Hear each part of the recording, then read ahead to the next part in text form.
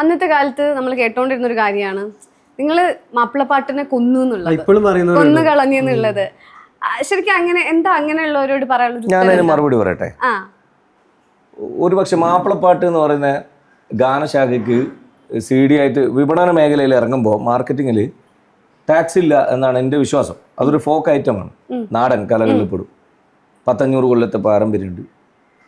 അപ്പോൾ മാപ്പിളപ്പാട്ട് ഇന്നതാണെന്ന് ഇന്ന് വരെ ആരും പറഞ്ഞിട്ടില്ല. അങ്ങനെയാണെങ്കിൽ നമ്മൾ പടപ്പാട്ട് മാത്രമാണ് മാപ്പിളപ്പാട്ട് എന്ന് വിചാരിക്കണം. അല്ലെങ്കിൽ കണ്ടെടുക്കപ്പെട്ടതിൽ ഏറ്റവും പഴക്കം ചെന്ന ഖാദി മുഹമ്മദ് അവർ രചിച്ചിട്ടുള്ള മുഹ്യിദ്ദീൻ മാലയായിരിക്കണം.